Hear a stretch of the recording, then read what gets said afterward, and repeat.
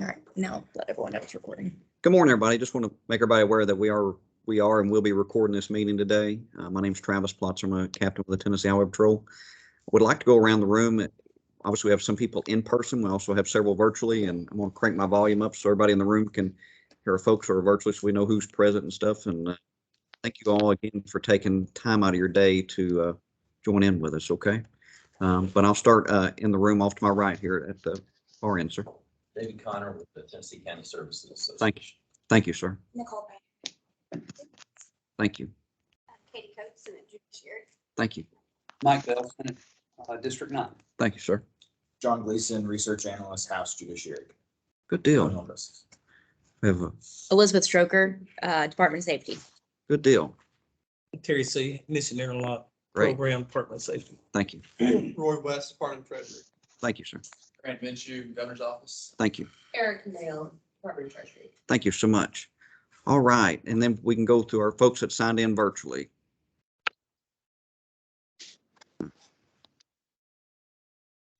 Bo Watson, Tennessee Senate, District 11. Thank you. Thank you, sir. Thank you for signing in. Patsy Hazelwood, State House, District 27. Thank you. Thank you for joining. Any of our committee members online virtually? I see we have a few other guests in there. Looks like we've got Laney with Senator Watson's office, John Kerr with Senate Finance, and Candace with Department of Commerce and Insurance. All right. Great. Thank you all for joining. Is there any other members in the room that I didn't? I'm Sean Johnson. I'm from the County Mayor's Office in Hamilton County. I'm the Director of Courts and also the Criminal Justice Liaison for the County Mayor. And Thank I'm you. representing Judge Statham here today. Thank you so much. Yes, sir. She had some cases come up that were pertinent that she be available and in the court for. So he's sitting in for her today. Hey, thank you. Thank you all for your time today. Hope everybody's summer's getting off to a good start. I mean, if it's not warm enough, maybe we can adjust the weather for you, and make it a little warmer, and maybe we'll all get a little rain. I think we're needing some rain throughout, but thank you all for taking time to join in today. First, we're going to approve the minutes from Yes. last time. And I emailed these out this morning, but I figured everyone may want real copies as well. Deal. Thank you. We'll be passing out the minutes to everyone, and if you get a chance to review them.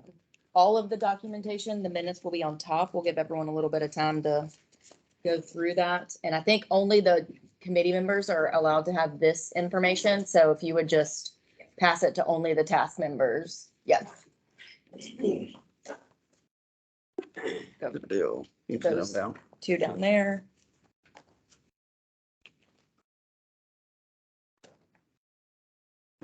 Thank you. That enough? Yeah. Yeah. There we go. Grant, that's There. you. Thank you. Some of y'all may have multiple copies as well. Yeah. Okay, thank you. Can't give them to you, but I give them to you. Okay. We'll give everyone a couple minutes to go through the minutes from last week.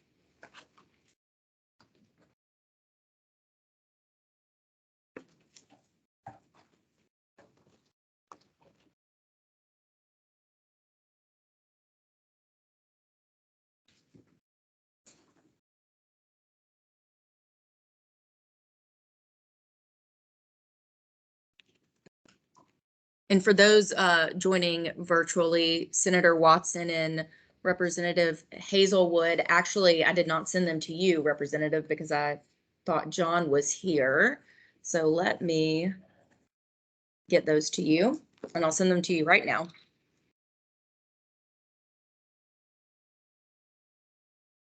Anybody with water while we're waiting? Hey, look. Yeah. Yeah.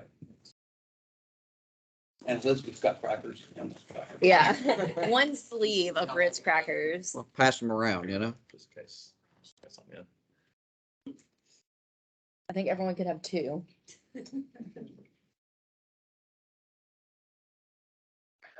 Yeah, this is Senator Watson. I move adoption of the minutes. Thank you, Senator. Do we have a second? Second. Senator Bell, second. Thank you so much. All right. Minutes been approved. All right. Let me pull the agenda. I sent up the draft agendas and I did not get any feedback, so I'm assuming everyone was okay with kind of the plan. And so really, we only have a couple things to talk about. Yes. If you want to just go through our first thing You here. know, obviously on the agenda that she sent out, was the first thing was defining the energy and stuff. And, what are the courts using, and are they all using it the same way to determine what's determination method are we using and stuff? So I just wanted to, do we have any work on any discussion we can follow up with on that? And we did receive, I printed out some information from the judge on indigency and the forms that they use. And kind of just want to open it up for, if you want to start with the documentation that you all provided. Okay. Indigency is really not the THP wheelhouse, so we will open it up for y'all's discussion. That's really, I think, going to be the bulk of today, so. We'll open it to live discussion if y'all want to start. Can I ask you something Absolutely. first? This sheet here, when Mhm. it says invoices approved, Yes, so it's got it broke down by county. Are these the invoices that paid for indigent electronic monitors? Is that what this? they are. Yes. Okay, So this is everything paid for. well, and I can already tell you just by a quick look through here, there's some wide variance in how these are being approved from county to county. You've got some counties, when you look at their figure, take Cumberland County at 44,000. Cumberland County is probably half the population of Blunt County, and yet they're utilizing this interlock fund, 40% higher than Blunt County. So you've got some courts, again, just from a quick look here, are granting indigency at a much higher rate than other courts are. That's why I still don't think, I still would argue and make this argument before that there's no standard way to grant indigency. I don't care if they're using the same form. You can use the same form. There's no standard for granting indigency. And these numbers right here, look at Hawkins County. Hawkins County is 49,000. And what's the population of Hawkins County off the top of my head? 30,000, 40,000 people in Hawkins County, and yet it's got an amount. Your point is double Hamilton. Yeah, double Hamilton, and you can't tell me that there's not as many indigent people in Hamilton. That's just, again, I go back to the same argument that I made for years, that there's no standard way to grade indigency in our courts. If we can, that's the information that, Office of the Treasurer provided. If we want to go through that information that they provided and then the courts, however y'all want to handle it. Or if anyone wants time to kind of look through it. Very casual, informal start to today. David, what's the population of Cannon and Bedford County? 25,000, 30,000? Bedford's gonna be higher than that. Yes, look at Bedford, $286 is all that was approved. And then Davidson's even lower than Hamilton. Yeah. 16.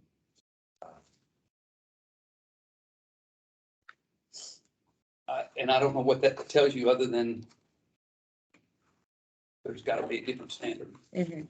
Our office, it's not just this program, but many programs obviously that are impacted by definition of indigents. And our office has been working on this, and I didn't send it around yet because I think it might be something that we work towards in our recommendations from this task force. But we've got a little bit of a draft definition that I'll just read it, and then we can talk about it and potentially send it around after. But we've looked at some other states and just put together this definition. A person will be deemed indigent who is unable, without substantial financial hardship to himself or to his dependents, to obtain competent, qualified legal representation on his own. And making a determination of indigency, all factors concerning the person's financial condition should be considered, including income, debts, assets, and financial obligations for care of their family.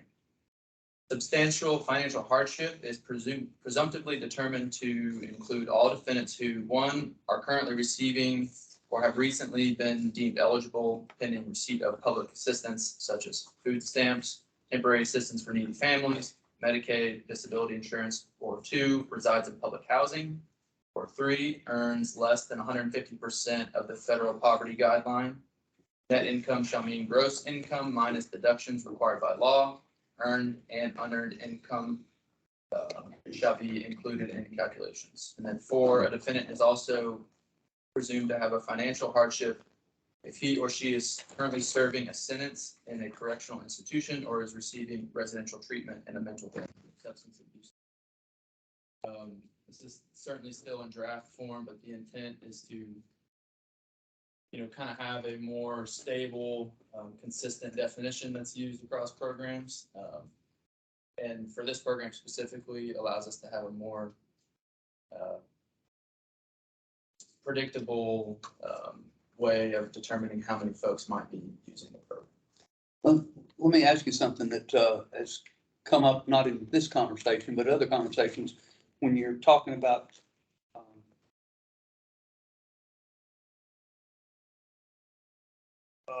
information that we need to get from Sessions Court. Sessions Court, separate from the other courts in the state of Tennessee. Other courts are kind of under the umbrella of the AOC and the Supreme Court. Sessions is not.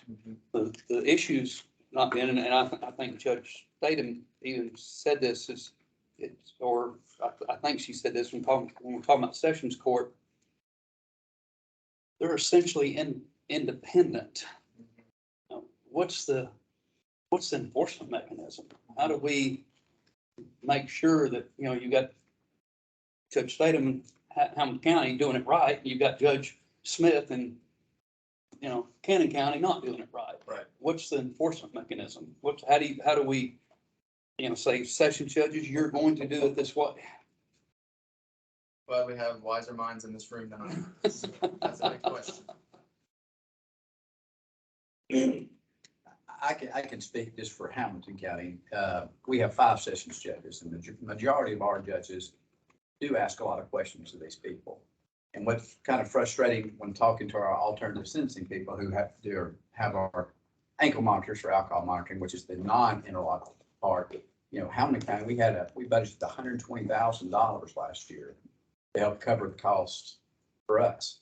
We were still $100,000 in the red. So, it's a big concern for us, we're talking about taxpayers' dollars, but we try to, make sure everyone qualifies for this because it's costing, taxpayers Hamilton County money. And what's kind of frustrating too is, the judges say when someone violates or they run, don't cut off the monitor. So we're never getting money from these people, we're still monitoring them. And when they get rearrested, they serve time, we still never get that money back. So that's money we have lost, that's costing us, costing the county a lot of money and the state a lot of money. So I don't know what it is to make all the judges do it the right way. I can just say that I know most of the ones in Hamilton County, we ask a lot of questions when it comes to seeing if they can't afford an attorney, which is one of the first forms we sent y'all. And then the one we ask them to fill out for the alcohol monitor and for the interlock system. So Your 5 session judges in Hamilton County, would one or two of them hear the majority of the top cases where you would have a monitoring fund?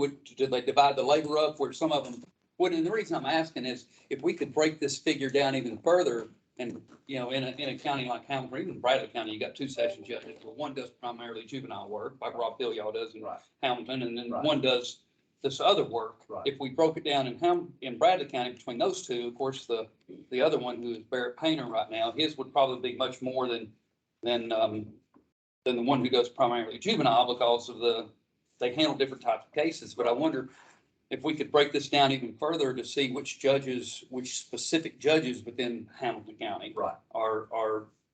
Well, all 5 of ours rotate, so Okay. they're all the same. So they're all doing They're all the the same. same. Yeah. So they rotate, they'll do 2 weeks on criminal, a week on civil, and then 2 weeks on criminal again. So they rotate. So Okay. it's always the same. But any data we can give you, we have a great IT department. We can pull up facts and figures for Hamilton County, which judges is declaring people indigent in these cases. We can provide that for us. So, And Hamilton is in a unique position in that they run their own Yeah. non-interlock system. Okay. So other counties, I think there's one other county, Rutherford, is that correct? They do that, but the remainder of the counties utilize vendors. So they're a little bit different in, Excuse me, guys. This is Patsy. I believe Jessica Hines is trying to get in if somebody would let her in on the call. I don't see her in the lobby. All right, she had said she had a notice that somebody would let her in soon, so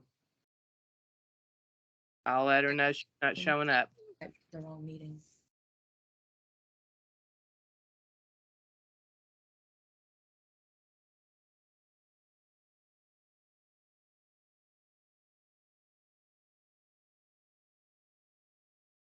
Y'all can Okay. go ahead. I'll send her the link. So there's a couple of problems. The first one we talked a little bit about last time, which is you get any judge in a room one-on-one and they say, no, I do it right.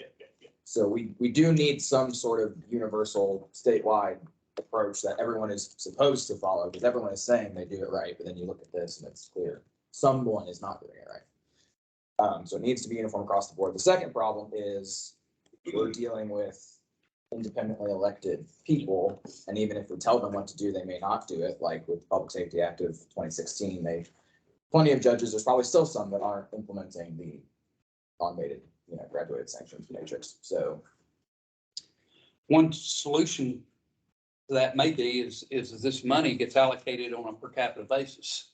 So, Cannon County, which got, what, was it Cannon that was an outlier? No, it wasn't Cannon. It was, Cumberland County. Cumberland County used 3 times more than Davidson County did last year. Now, there's got to be some reason behind that. Could it be that everybody in Cumberland County is in? I don't think so. I think they've got or that there's, for some reason, a heck of a lot more DUIs. yeah. Yeah, that's something you all have to look at. Yeah.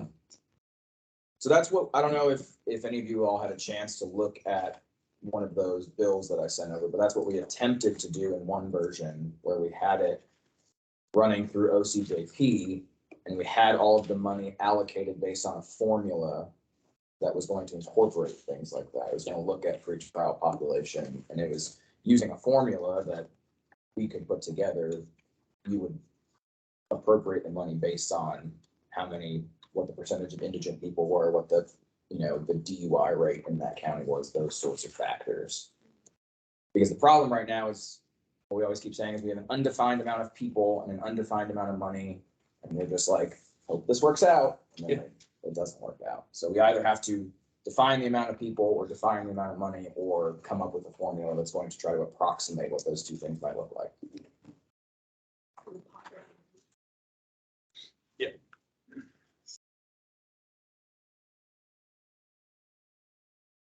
And to your point about not getting money and not being able to turn monitors off, we also had 2 bills to try to fix that. One there were several steps in it that basically would have allowed people to cut off monitors as basically they could get several warnings, like you need to pay us or they're coming off. And if there were like 3 of those warnings, then they could terminate. And then there was another version where we were granting the people who were doing the monitoring a cause of action to get after that money and reclaim that money. So we had those options out there too.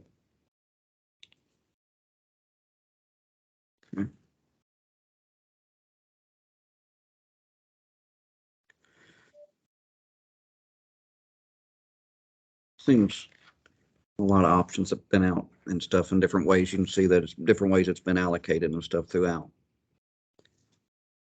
Is there any information y'all want specifically? I'm trying to take notes for the next meeting. I know you mentioned how many of these offenses per county, to see if that's Yeah, it'd be good to see, like, determining. I mean, it'd be easier for the ignition interlock column, but the DUI rate per, like, if the DUI rate is that much higher in Hawkins, then it would make sense that there'd be more money spent in Hawkins.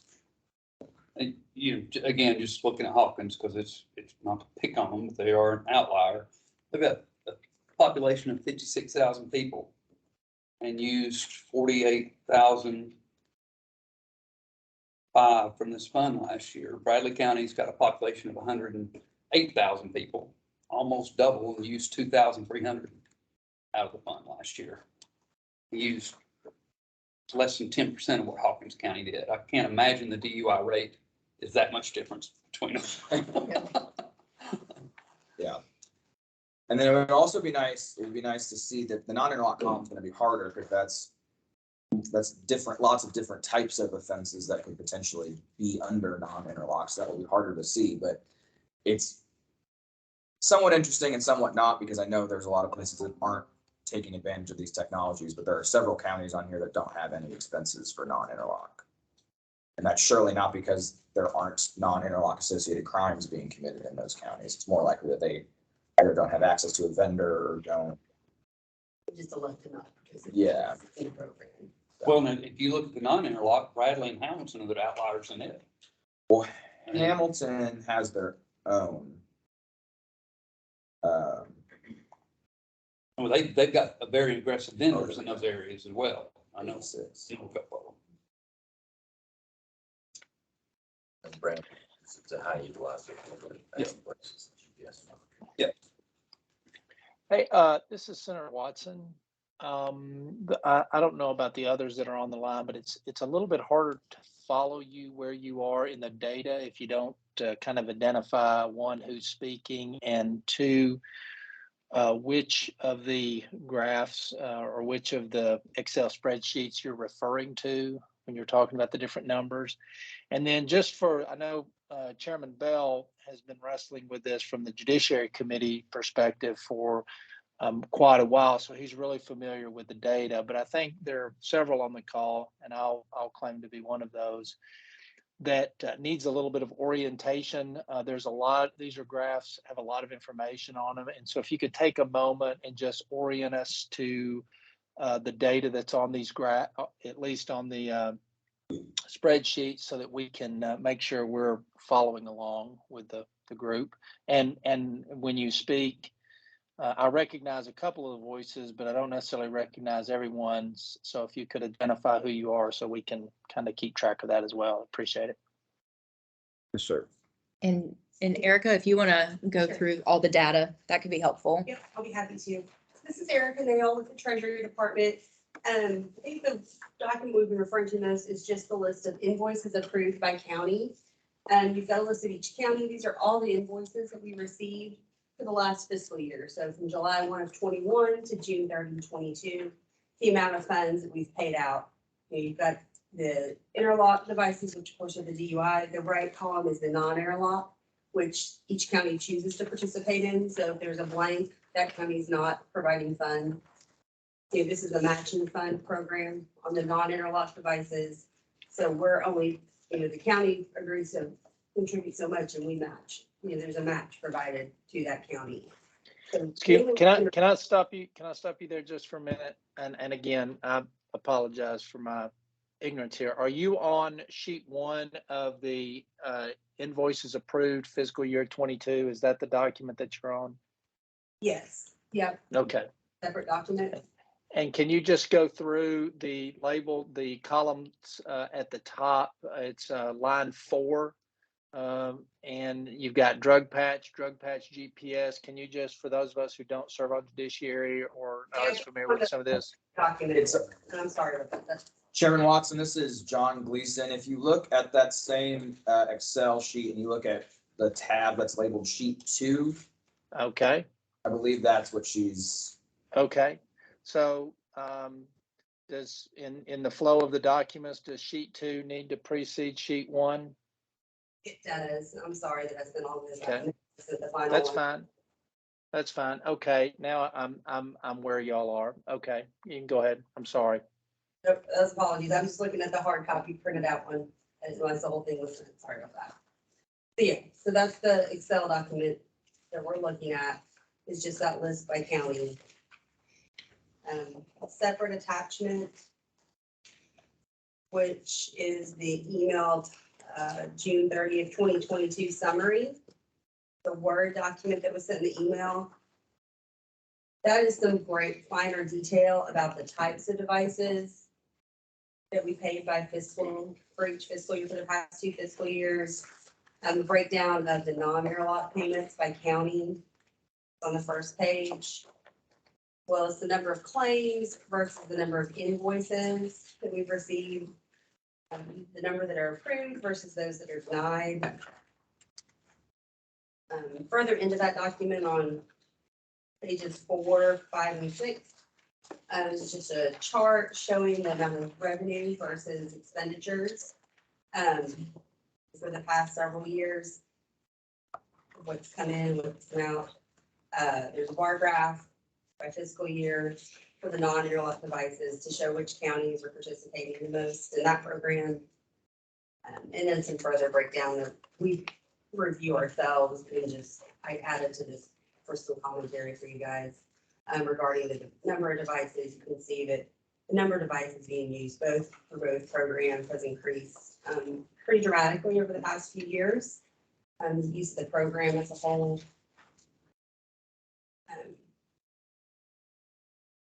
And then again, we try to break it down by the type of device if people are interested in. Okay, this is Sarah Watson again. So you are now on the summary sheets, right? That's correct. Yes. Okay, so what is the story that this is trying to tell? Is it just that we have seen an increase in utilization over time? I mean, is that what the story that's being told here? It is. Yeah, we'd also in our prior meeting had some discussions about breaking apart information versus, comparing interlock versus the non-interlock devices. We wanted to provide some detail breaking down utilization between the two. That was part of the conversation we had the last meeting, was wanting to see that separated. Mm-hmm. And so what does this, what from an analytical perspective, what is this data telling us? Because it's, and again, I apologize because I'm on remote and trying to follow along, but what is this data trying to tell us from your analytical perspective, not just from, here's the information? As the program, it's what we're seeing, right? We're seeing an increased number of claims. We're seeing inconsistency between the counties, as we mentioned. Some counties are using the program, some are not really utilizing the program. Number of claims continue to increase. We're continuing to need state funds to pay for it. The revenues that we do draw in are not keeping up with the expenditures of the program. That's really the data we have so far that we've seen. And Chairman Bell, is it your position that the data reflects an inconsistency in the application of the definition of indigency? If the data is showing that there's a discrepancy in how indigency is being applied. I believe so, Chairman Watson. There may be, probably is some other factors as have been mentioned. There's probably a difference in poverty rates between Williamson County and Hawkins County. That's evident. And there's probably a slight difference in DUI conviction rates from county to county as well, I'm sure, but I wouldn't think it would be that much. There's not enough there to account, I believe, for the differences that we see in the data here. I will add just as an example, we had a call yesterday with some of the vendors. Participating in the program. We do a quarterly meeting just to kind of keep them updated on, what's going on and let them ask questions and hear from them. And I will say a feedback we got from one of the vendors yesterday was, well, a lot of the ones that they serve, and I apologize, I don't know what counties, he was going to send me some information, I haven't gotten it yet, but he said, well, we get people that come, we get people that have that need some type of monitoring, and they come to us with their court order to put the device on, and they realize how much it costs, they don't know how much it costs.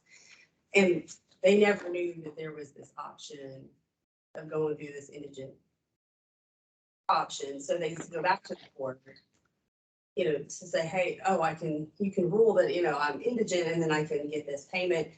And court will don't generally hear it, but it's usually months have passed at this point, and so it's out of the window where they've already, missed some of the time for their 12-month period. They need to be monitored, and so they don't know this, if they don't have an attorney, they don't know that this is an option. They just go to court and get,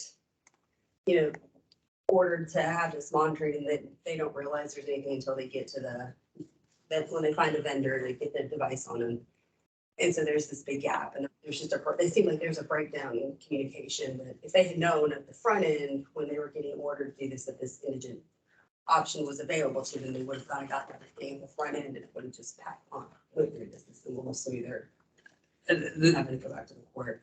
This is Senator Bell again, asking a question. If we could, and I know we've got the data for 21, 22 here. If we could look back over the last 5 years, are we seeing an increasing number of DUI convictions first, where these monitors would be ordered? And are we seeing an increasing number of indigent offenders being granted access to this money? And what's the trend showing over the last 4 or 5 years? Is it continuing to grow? And if it's growing, is it growing because we've got more DUI convictions, or is it growing because we're granting indigency more? For the first part, I think we can kind of attest to that, since we run the interlock program. The DUI laws changed back in 2016. So if we're talking 5-year period, they changed to where default you have to have ignition interlock if you get a DUI, and it used to be optional on the judge's part. And so that's definitely caused an increase of users, but we're seeing DUIs are going down for alcohol, not for drugs. They're going up for drug offenses. What about the overall number, though? The overall DUI numbers are steadily going down, but we're seeing our customer rate kind of stay the same. And we think it may be because we still have judges that don't realize the law changed in 2016. So there are tons of time, like one of my main jobs is dealing with judges, DAs, and defense attorneys who don't realize that their client should have had interlock for a year, and their client is now having to come back a year later and get it put on their vehicle. So we're seeing the customers are probably staying the same because the courts and the people don't understand that they're supposed to have it until later. I can understand that if that change happened in 2019 or Yeah. 2020. Yeah. You're talking 6 years ago. And we just re-changed the law this year to fix all of these problems we saw from the 2016 law. So I'm sure that'll just it should clear up a lot of this confusion, hopefully. But yeah, we still have judges. It's definitely much better, but 17 and 18, it was a disaster, for lack of a better word, with judges and courts just not realizing what the requirements were. But with that being said, we're seeing DUI of drugs go up, and those don't require interlock. But there are a lot of people who are still on interlock for those offenses from post 2016, even in 2017, because they didn't realize what they were supposed to do, or they keep getting extended. And so DUI numbers going down, but customers are not, because of people just not understanding the complexity of the laws and the requirements. Is that accurate? Yes. Yeah. I know that's what they're saying, is their call volume is astronomical for how many calls they get from people on interlock who just don't understand what they're supposed to be doing. So This is Sean Johnson. I want to just relay something too that we see when we're in the court, or when I'm in court. A lot of times these people will come with an attorney and they know they're guilty and they plead guilty. And a lot of times the judge will explain all this to them. It goes in one ear out the other. They're worried about when they're going to serve their 48 hours. They're worried about, different aspects. And so it's a lot of times, and they'll come back in a year and go, hey, I'm ready to get my license back. My license has been suspended for a year, and they'll go. And we have to explain to them at the judge's office or in the clerk's office, well, you got to get an interlock. Well, why do I have to do that now? So it is confusing. and it's, you should have done it Yeah. a year ago when you got Right. revoked, and they're And just so not. There's so much going on with in the court with these people. It goes in one ear and out the other. So it's frustrating. And then you have to explain to them then, all right, now you got to get the interlock and all that. And if it, during that court proceeding, if it goes in one ear and out the other, is there not any other contact between the court and that person over the next year to let them know that, hey, you're supposed to be on an interlock? Now, I'm assuming their license is suspended that whole time. That true? And this is Representative Hazelwood, just to follow up on that. Are they not given something in writing rather than just verbal instructions?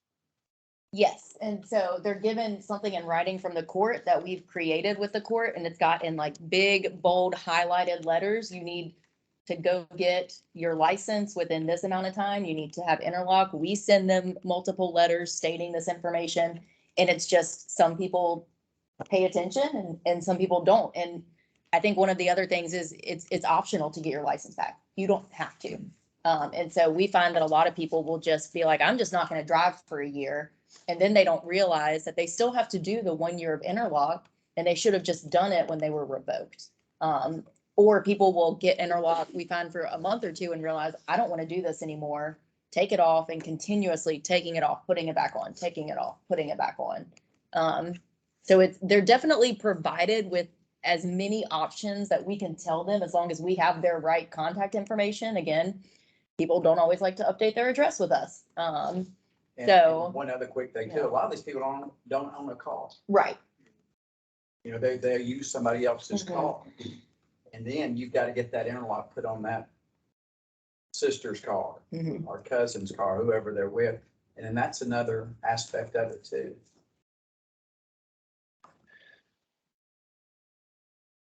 Well, this is Senator Watson again. It seems to me that fundamentally we have to come to an agreement, and I'll yield to Chairman Bell for more explanation on this because he's been wrestling with this for several years. But we have to come to an agreement on the fundamental definition of what indigent is. And then only after we come to that agreement can we determine the consistency of the data. As long as everybody is free to decide what their own definition of indigency is, the data has no consistency to it. So fundamentally, we have to put everybody on the same page in terms of who qualifies, who doesn't qualify, and then payment for these invoices is based on that objective information rather than someone feeling like someone is indigent or feeling like someone can't pay. And I'll yield to Chairman Bell for maybe an explanation of why this has been so difficult to get done over the years.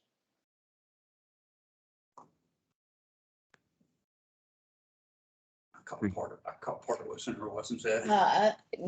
Basically, there needs to be a fundamental definition of indigency that everyone has to adhere to, or else the data is kind of pointless or can't be fixed. I agree completely. And then That's been an issue we pointed out for years. any historical knowledge you have on why we haven't been able to create that definition that everybody has to adhere to, which I will defer to you all. And John, we've discussed that, but Ad nauseam. ad nauseam, for a number of years. I know nothing else to do other than to, just try again.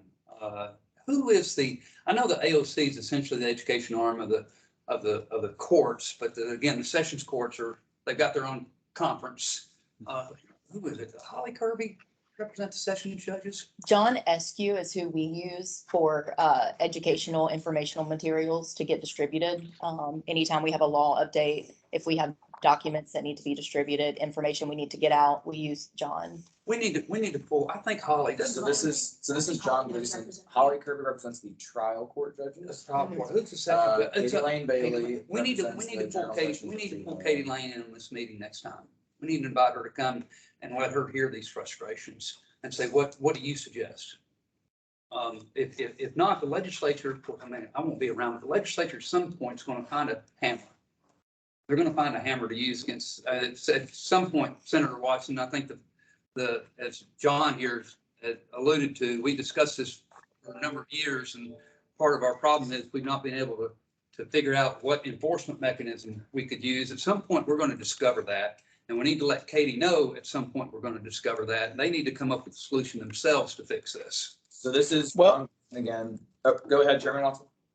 Well, I was going to say, I mean, then help me understand when these invoices are received, who are we paying for these? Who's getting paid with these invoices? And I'll come back. I'm on topic here, but who's getting paid for these invoices? This is Erica now with the Treasury Department. These invoices are coming from the vendors and we're reimbursing them. So they've provided the service to the offender, and then we are reimbursing them. So the way it goes is there is a claim that is made at the initial time that the person comes with their paperwork. the orders would be, once we approve the claim and say we agree to pay these, then they will install the device and then send us the invoice, and it's typically Okay. after that, once we approve the initial claim with the court order, Does the money go to the vendor directly or does it go to the county? it goes, whoever is administering the program. So in the case of Hamilton County and Rutherford, it goes to them, all the other ones go to the vendors. Okay. And whoever is providing the service is who's invoicing us, is who we're paying. So if I have no financial culpability, I don't care who gets indigency, who doesn't, because I'm not having to pay the bill. Why would it not be, if we can come up with a definition, why would it not be in the best interest of the program that the county that is responsible for the court is one who is responsible for the invoice? Then, if you don't meet the standards for indigency, your invoice doesn't get paid, and it won't take counties very long to figure out. We need to make sure that only the people who qualify for this are actually receiving it. Does that make sense, Chairman Bell? You were looking for how you would enforce it, and in my view, you enforce it by creating an objective way of defining indigency. And then in the application for the device and then the subsequent invoice, if you don't meet those standards, you don't get paid. And if you make the county responsible for that, then you will see them be more strict in who they do and do not provide indigency to. I'll yield for comments.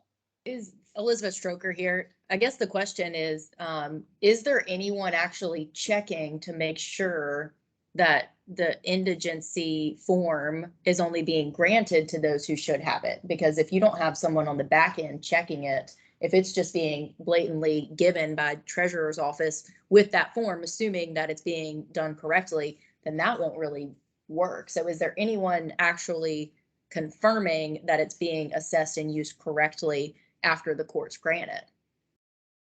This is, Or is it just being reimbursed flat out? this is John Gleason, and the answer to that question is no. So when they get a form, they're just, sorry, I'm pointing, I should be speaking. When Treasury gets an affidavit of indigency and a claim, they're just, correct me if I'm wrong, but you're just making sure it's an allowable expense under the fund.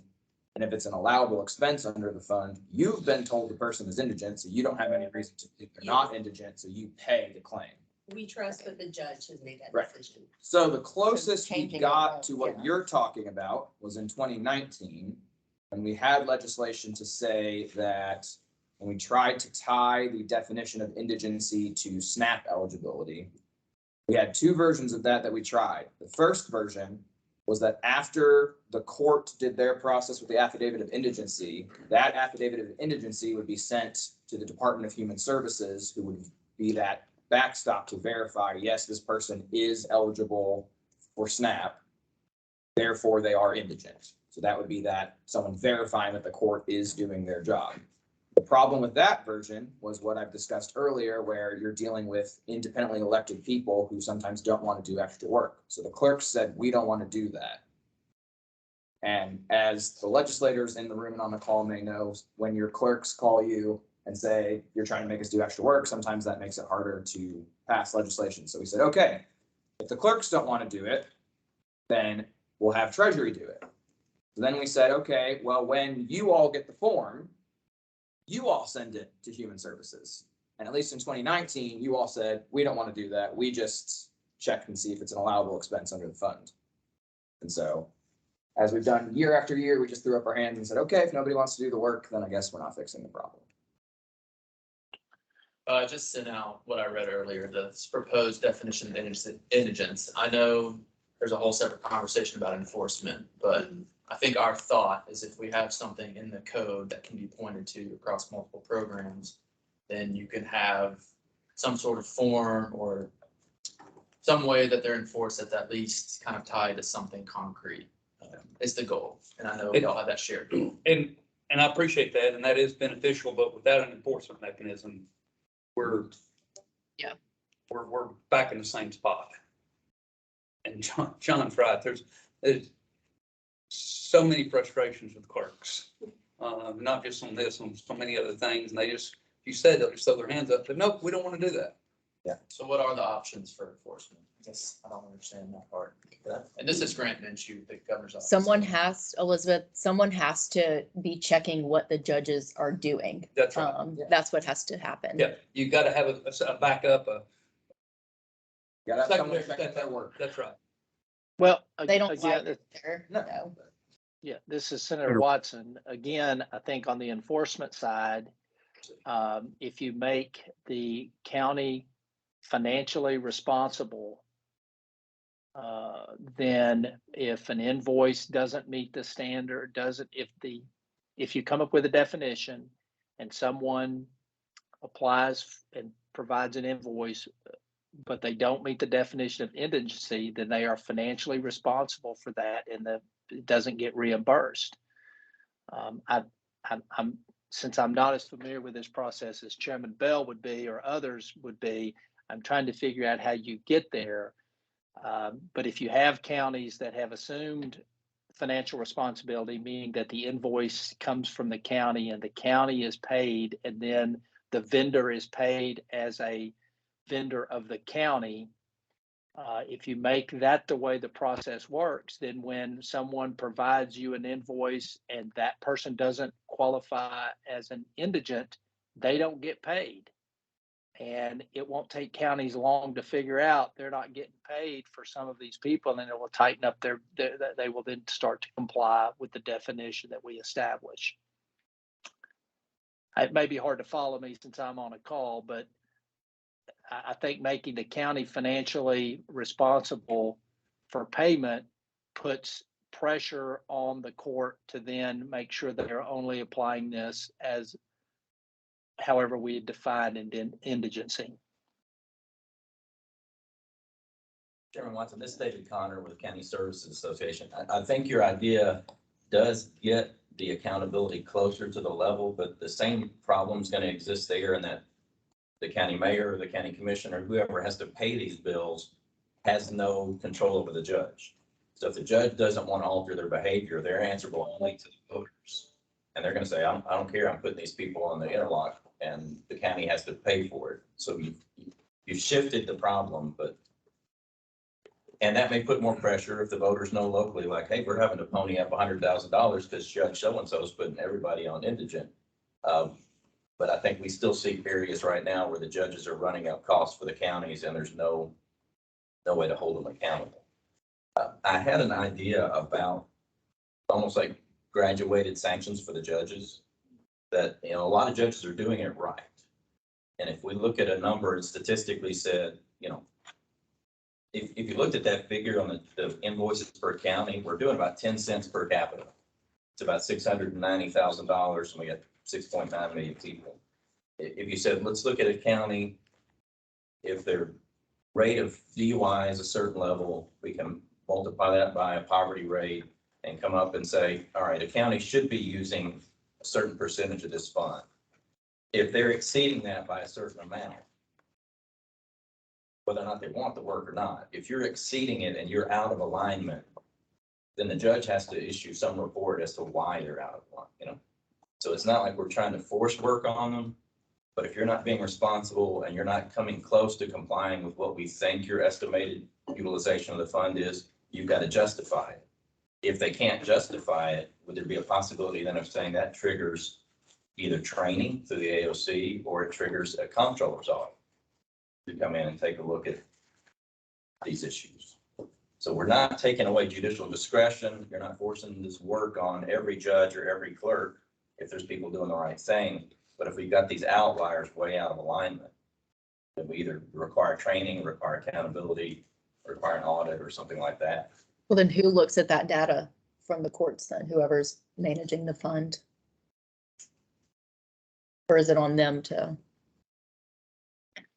But I think this report that Treasury's got to generate, when we've got a Hawkins County that's 6 times smaller than Hamilton County, but is using twice as much money, that's an outlier. There should be some justification then that triggers as to why is there this level of utilization. I like the idea that comptroller call. That makes everybody pucker up when somebody from the comptroller shows up and comes in there. Of course, then you gotta talk to the comptroller, how many of these would we expect a year? And would it create a fiscal? Yeah, Fiscal- yeah, and if it's gonna create a fiscal note for the comptroller, would we better off, I mean, my experience with clerks is that if you'll pay them to do something, they'll do it. If you're not gonna pay them extra money to do it, they're more or less likely to do it. I don't know what the fiscal note looked like on the previous bills that were mentioned that the clerks pushed back on. But I think if clerks get paid to do something, they're more likely to do it. I do want to continue to push the point that this data is really difficult to assess when people are operating under their own definition of indigency. And so when you compare one county to another, since they're using different definitions of indigency, it's hard to say that the data is accurate or not, because there's no consistency in what we're trying to measure, other than some give out more devices than others do. This is John Gleason, and another important point that I think we're skirting around but not making is we're talking a lot about DUI, but right now this fund is two accounts. One is DUI, one is not. And so it sounds like we're all in agreement that maybe these need to be separate things entirely. I don't want to speak for everybody, but we seem to be circling around that point without saying it. That, Elizabeth here, sorry, go ahead, Chairman. I was going to say, clarify that for me a little bit more. Again, I'm not as familiar with this as some of the others might be in the room, but clarify what you mean between the DUI and non-DUI. So this is John Gleason again, Chairman Watson. Several years ago, this fund was just called the DUI Electronic Monitoring Indigency, or the DUI Monitoring Indigency Fund, and it only paid for ignition interlock claims. And then gradually over time, the General Assembly started adding other technologies. So other things other than interlock, such as transdermal monitoring devices that check for like drug or alcohol content in your blood. Eventually GPS monitoring devices became eligible under the fund. And then in 2019, the fund was bifurcated into two separate accounts. So it's still one fund with two accounts. The first account pays for the ignition interlock devices for alcohol-related DUIs, and then any spillover money goes into a secondary account that pays for the non-ignition interlock devices. And currently, the way that system is set up is that the counties have to provide a certain amount of money, and then the state matches that. And that's how the process works now for those who use it. But right now, it's one umbrella fund with two separate accounts. And I think one of the big problems with that fund is that the ignition interlock seems to be working a little bit better, and the other technologies kind of muddy the waters. So we might, along with fixing the other problems, we might fix a problem by saying, okay, we just need to treat interlock as its own thing and then figure out what to do with these other technologies.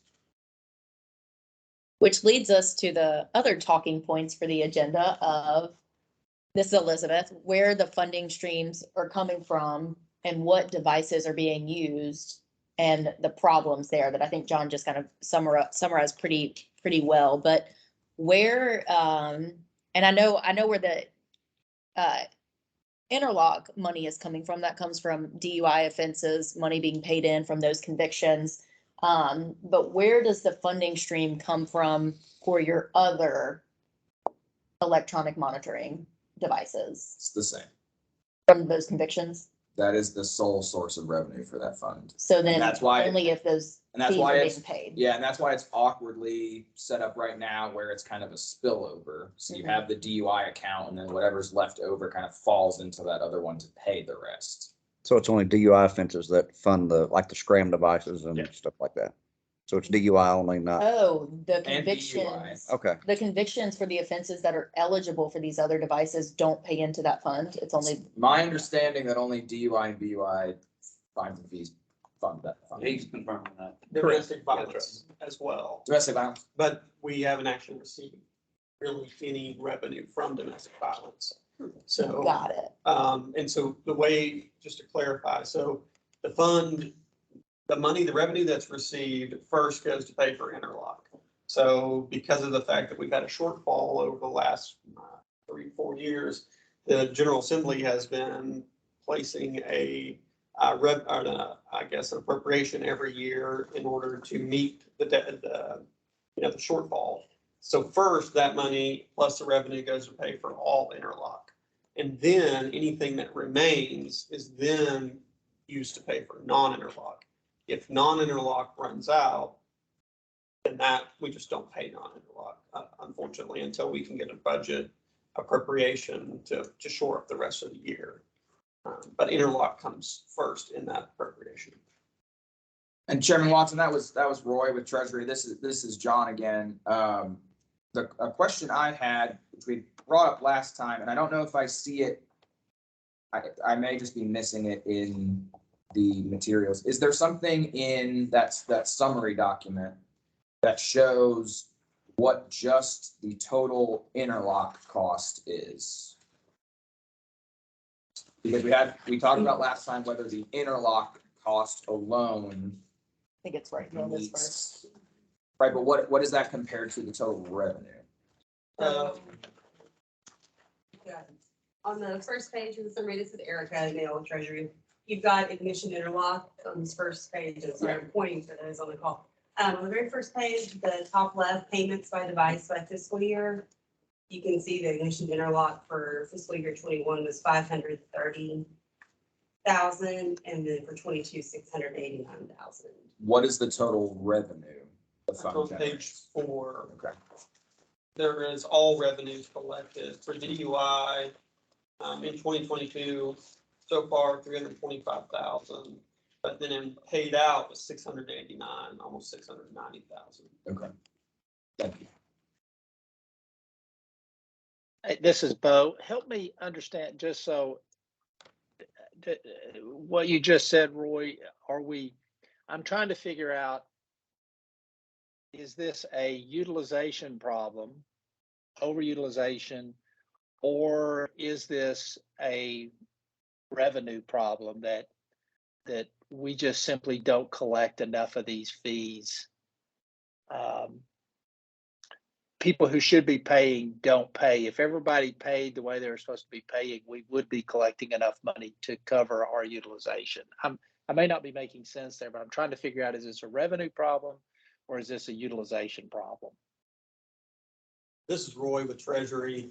I think that could be both. A few years ago when we were reforming the law, we did a review of fees, and it took a lot of finagling to get the data because a lot of the data doesn't really exist as it relates to non-interlock related offenses. But as it relates to DUI cases, what we did a test of how much revenue was coming in, how many convictions had come in over the years. And I think over a 3 or 4 year period, we estimated that the fund had lost out on $725,000 in revenue due to uncollected revenue from DUI offenses. But I think the other issue is that you've got the interlock, and those DUI offenses pay for interlock. Then you have an assortment of non-DUI offenses that DUI fees are paying for, quote unquote, intended to pay for. And I think that leads to an unbalance of the fund. But as far as utilization, I can't speak to that, whether or not too many people are being indigency or not. But if collections were what they were supposed to be, then you would think that utilization then since utilization is tied to the revenue collection, for each device you utilize, the revenue collection is supposed to pay for that device, correct? This is Roy with Treasury again. Every DUI offense is assessed a $40 fee, $30, and I 75 cents or something of that effect goes to the DUI or the Electronic Monitoring Indigency Fund. That's irrespective of how long that individual is required to be on an interlock device, and whether or not they are indigent. So, you know, if you have an upward trend in indigent individuals, they're more than likely not paying the fee. And so they're not included in that revenue stream. But then additionally, you know, if you have individuals who are on their second or third offense, they're staying on for a much longer period of time than just a first time offender. And so in some ways, yes, it is intended to, but it doesn't match up. This is John Gleason, and Roy, correct me if I'm wrong, but of that, you said 30, 75, not all of that even goes to pay the cost, because isn't in the statute some of that broken down, like some goes to the highway safety office, some then goes to. CJP gets a Yeah, little bit, I believe, as well. Like cents are even broken off of that to go into other This things is Erica. in that statute. If they're small, Yeah. $1 or something here. Yeah. And I think that just goes to another problem that I know we've talked about in the House Criminal Justice Committee. I'm sure the Senate Judiciary Committee has talked about it, about the problem of funding our courts and criminal justice system on fees and fines that people don't pay them. I know Fiscal Review put out a study a while back saying that people don't pay fines and fees, which is why anytime there's legislation that has fines and fees, they say that that's not significant, because you could put $1 million fee on there and nobody pays it. So Well, when budgeting fines and fees, we don't expect to get any of the money. right. Well, so that's why I asked the question, is it a utilization problem? Because if we look at this from the definition of indigency, then you are looking at it from a utilization perspective. That is, we want to tighten up utilization. So we're going to give a strict definition of what indigency is, and that would reduce the utilization of it.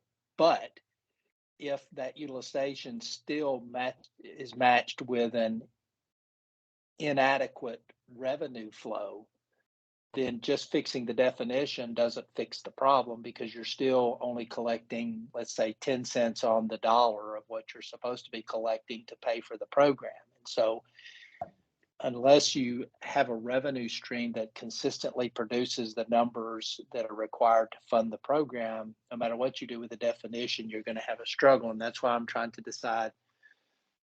I still believe we need to have a fundamental definition of indigency, but I'm trying to decide that even with that, it's not really a utilization problem. It's that no matter what we do with utilization, the revenue stream doesn't keep up with it. So Elizabeth, with safety, just because we've had a lot of departmental experience with fines and fees as it relates to courts and driver's licenses. And back in 19, we implemented the fact that you can be put on a payment plan with courts, so they can't require you pay everything in full, which a lot of people, the courts didn't love at first, but very good for people. But, and I don't know if this would matter or if we can even do this per federal regulations, DUI is a weird offense to where you have to pay all of your fines and fees in full before they will release you from the court. It is not allowed to be on a payment plan. I don't know how much that impacts collecting these revenues or not, but for whatever reason, DUIs are treated differently than any other offenses. And so if this is the sole source of revenue and it has to be paid in full before you can be released and can't be paid out over time, I don't know if that would necessarily have an impact or not, but it is weirdly treated differently than any other offense. So if you've got $2,000. Have you evaluated that? I mean, have y'all analyzed whether something that we could do something that aligned with other fines and fees, like a payment plan? Well, we haven't at safety, just because we don't have any control over the court's fines and fees. For our own departmental fines and fees, we are in the process of basically making it to where pay what you can, because we know that works better than non-collecting, because we have millions that are just sitting that we haven't collected. So the courts are much, much more. I think the courts maybe could see if that would be beneficial or not. My only hesitation would be, I don't know, and Senator Bell knows this better than anyone, if that's a federal regulation for FMCSA for road money. It could be, it could not matter. But I do know that, and again, the payment plan just went into place in January, so it's still very new. That's when we rolled it out, when it started in 19, got passed. So it's still very, very new for us to even know what impact that may be having on the courts. But I don't know how many DUIs are just sitting out there that the courts are waiting for collections on. Yeah.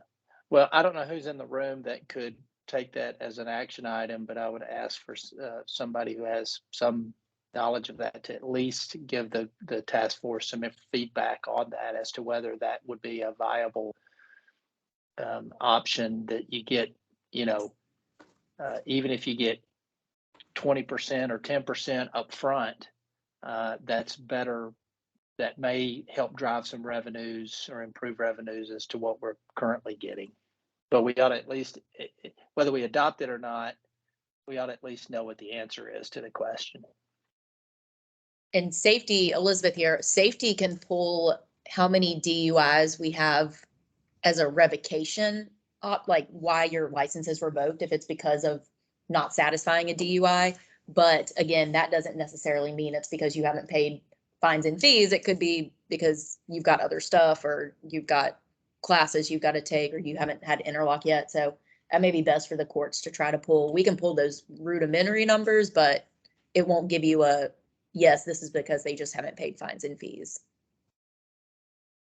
This is David Connor with County Services again. I'm looking at the multi-page report, and it's on page 4, where it's got revenues by category on the left at the bottom and payments by device on the right.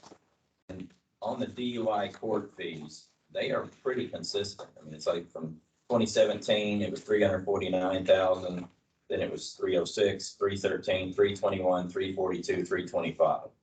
So it's staying relatively level, and that's matching what you're seeing in DUI convictions. But if you look at interlock device payments, in 2017, it was just about 200,000. Then it jumped to 355, then to 383, then to 739, and to 530, and then to 689. So the payments are going all over the place. And that would be because the law changed in 16, and it took a couple years for everyone to realize that interlock was now mandatory. And then that increased knowledge and access to the indigency fund. That would be my guess on why that jumped so much in those couple years. But even from like 20 to 21, though, it went from, well, I guess 21's the middle of the pandemic. It went from 739 to 530. And we suspended certain ignition interlock requirements during COVID, so that's going to be lower as well. This is John Gleason. What's interesting to note is we will now start seeing some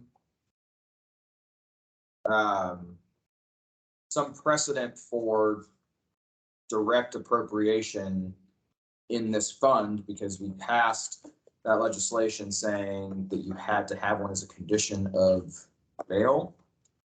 It's optional at the judge's discretion. It's But- not mandatory. But we funded it because we had to assume It that was only $10,000. I know, but that's a direct appropriation that's going in there.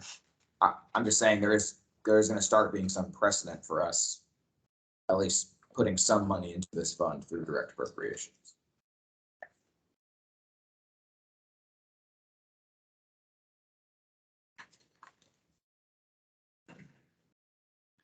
Well, Would again, I think David points out a good, an interesting analysis of that graph of that despite increasing payment and I would say increasing utilization, our ability to recover the fees there should be more consistency between those two numbers. The fees, the revenues collected versus the payments by device, those numbers should reflect similar kind of increases, I would think. And since we don't see that, I think it demonstrates that we're not collecting many of these fees. And no matter what we do with the definition, as long as we're not collecting the fees, it's going to make it difficult to pay for the system through the revenue streams that we've established.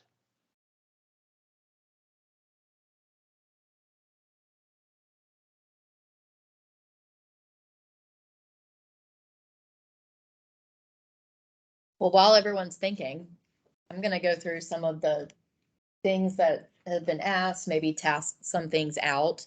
I know we've had the request of how many DUIs per county. We're gonna work on that and pull since, I think our system's in place since 2011. What I already seen it for 13. Okay, 13. We'll pull from 13 and that'll show pre-law change of 16.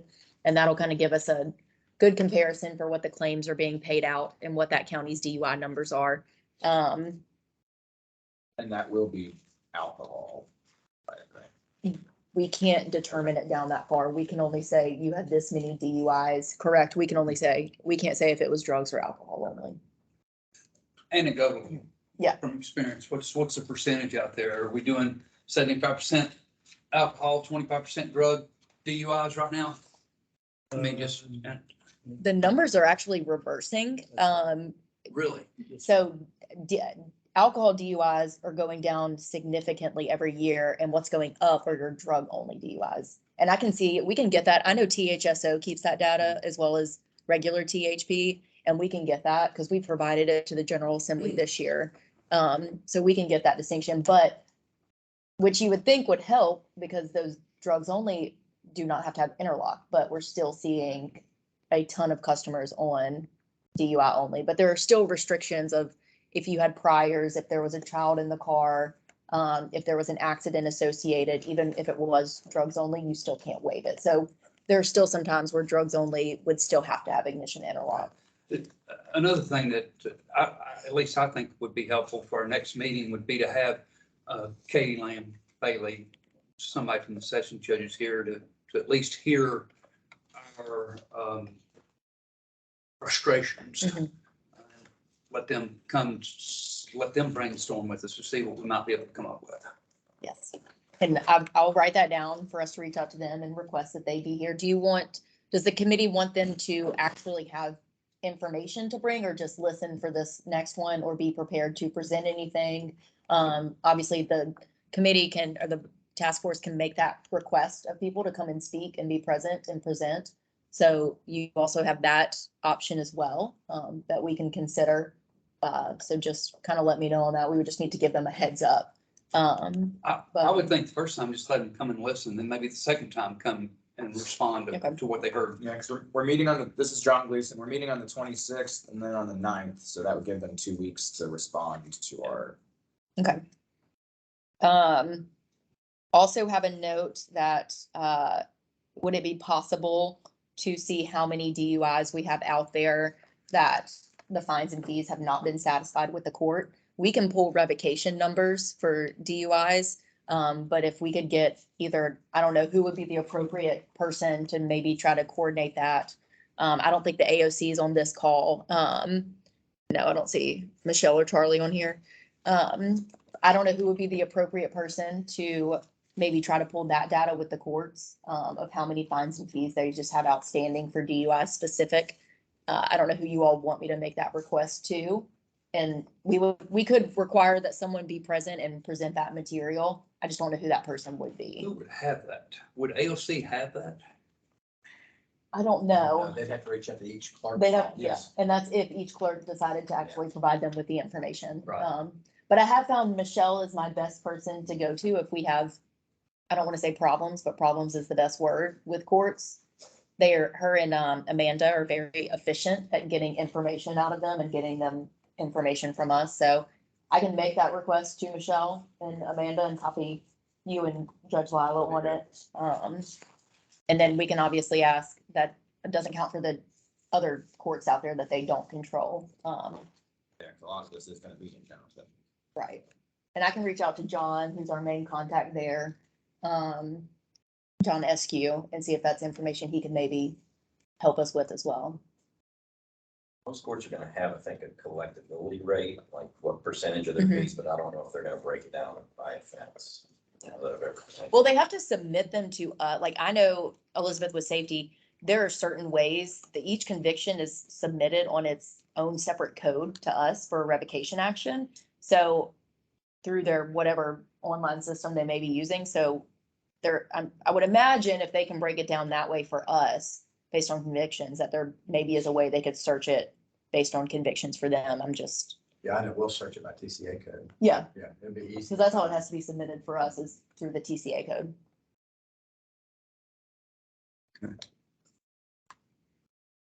Great.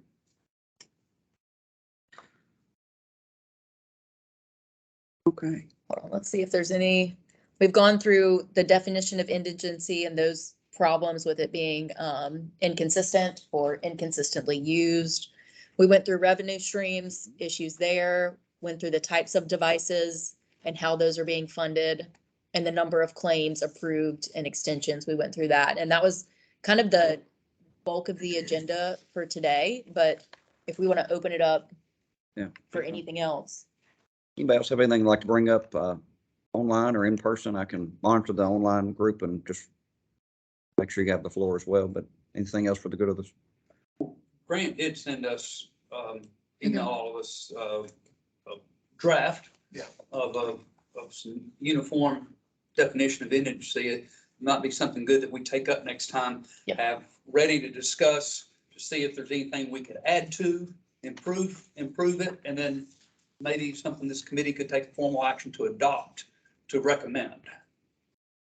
That gives everyone a couple weeks to That's read right. through it, make Yep. any edits, comments, changes.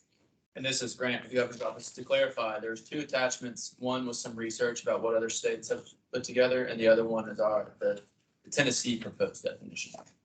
Thank you. Thank you for that. And then this is Roy with Treasury. There was a point earlier where we discussed separating the two programs. I think probably for the purposes of keeping them in a separate budget, that would be fine. I think you would have a problem though, if you created them wholly separate and placed them in other agencies away from each other. Because if you look at the workload, based on the number of invoices that you have in this document, you've got interlock that outranked most, as compared to non-interlock. But then you also have a lot of ebb and flow. And so I think if you broke that out into separate state agencies away from each other, you would not be able to use the labor force to manage those ebbs and flows. It's probably going to create more bureaucracy in some ways as well. So I just say that for everyone to think about before we meet again. Yeah. Thank you. Going around the room. Anybody else? So for next, let me pull up this here. So for our next meeting, then on the 26th, I've got noted that we're going to have representatives from the courts here to listen. We'll request that the information be provided on how many DUIs are unsatisfied or still pending with the court, and that can be one of the discussion items. It sounds like we want to discuss splitting the funds and how that should be done, the pitfalls of various ways of splitting that. Let's see, anything else? Because our agenda for next week really is just open discussion of how we can fix. The various issues. We want that up again? Yep, Yep. yep. Okay, after the 2 weeks to consider. And again, start with what Grant sent out, start that Yep. as a. And everyone has that. Yeah. Yeah. See.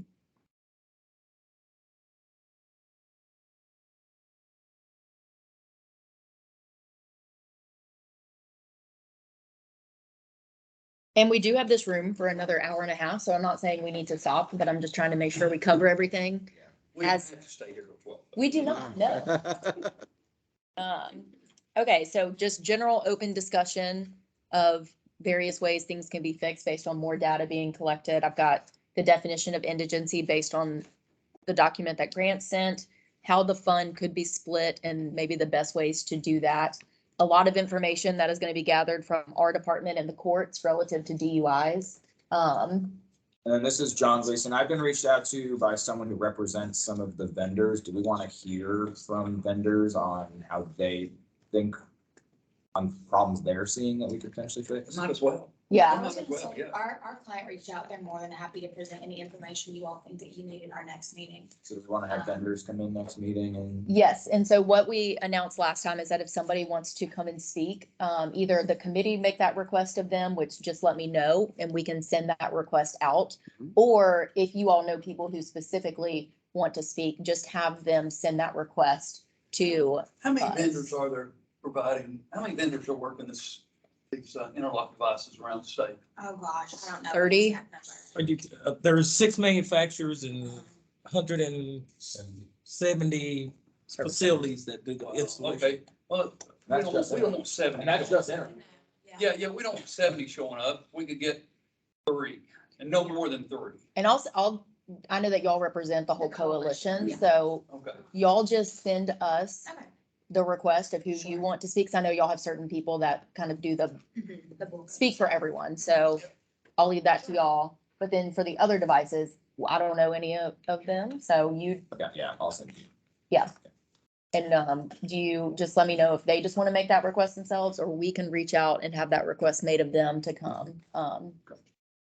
However, we want to do that. And then I'll make the request for Katie, Lane, and Holly as well to be present. Okay. And then we'll see if Michelle can also just be present to listen since she knows. Do we want the clerks to be invited? I don't know if that would, I'm seeing a maybe not for now. Who's the clerks now, David? Rodney, Yeah, he's still with them. Rodney Archer. Yeah. Oh, We can hold off on the clerks for now, if that's the consensus. I'm seeing head nods of maybe let's wait on that. We still have a couple more meetings, so. Good deal. Judge John. Sounds good. Presiding. All right. Well, hey, if nothing else, we'll Public get a comment. public comment. Anybody else have any comments from the public or online as well? All right, seeing none. Motion to adjourn. Thank you. Do we have a second? There you go. There we go. Thank you so much. All right, thank you. Thank you. All right. See you all on the 26th. I'll be virtual the 26th, so 29th, is it 29th? 29, Whichever day it is. 26. 26. 26. Let me care for a second. Good deal. Me and the recording. You do. Hello.